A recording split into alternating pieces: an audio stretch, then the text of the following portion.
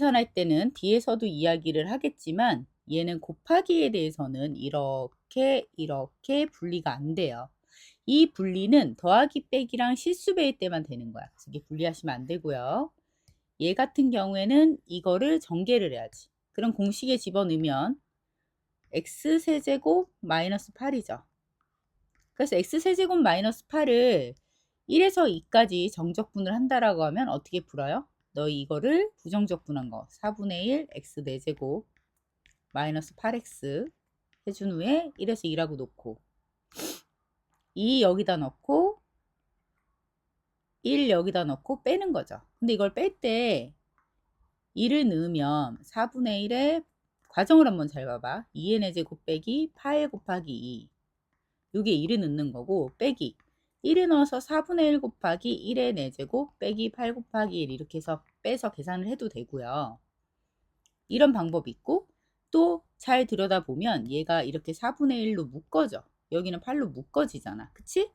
그래서 이렇게 계산하지 않고 어떤 식으로 해줄 수도 있냐면 처음부터 아예 4분의 1 가로하고 여기다 한 번에 가버리는 거야.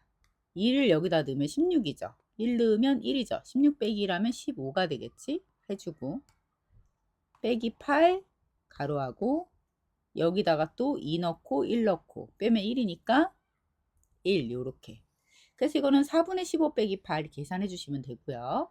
700번 한번 볼게요. 700번도 마찬가지로 여기다가 x제곱 플러스 5x 플러스 1을 넣고 적분은 정적분에 이렇게 분리가 x세제곱이랑 이 식이 따로 분리돼서 예를 들면 0에서 1까지 x세제곱 dx 곱하기 0에서 1 fx dx 이런 식으로 풀면 안 된단 말이야. 안 되기 때문에 더하기 빼기 실수배만 분리가 되기 때문에 얘를 그래서 전개를 하는 거야.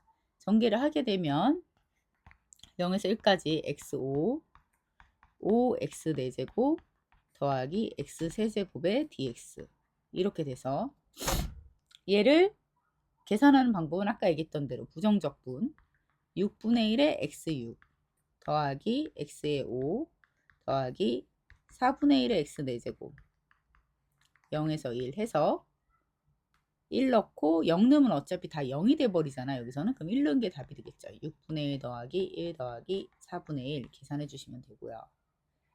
이런 방식으로 똑같이 하면 되고 얘도 너희가 이거 이렇게 분해가지고 해주시면 돼요. 자 702번에서 포인트는 뭐냐면 너희가 부정적분 같은 경우에는 fx dx가 있어요. fy dy가 있어. 그럼 부정적분 같은 경우에는 얘가 x에 대한 식으로 나올 거고 얘는 y에 대한 식으로 나올 거니까 이 두 개는 값이 같다고 할 수가 없어요.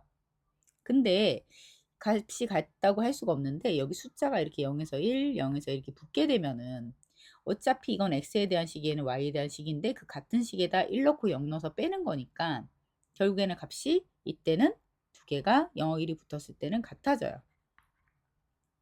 그래서 부정적분일 때는 x에 대한 식, y에 대한 식 달라도 정적분일 때는 같아지기 때문에 이게 y, dy가 되든 x, dx가 되면 같단 말이야. 그래서 마이너스 1, 마이너스 3, x 빼기 1, 3x 플러스 1 dx 이렇게 바꿔도 동일하다라는 거예요. 그리고 너희 3에서 3까지 적분하면 어떻게 돼?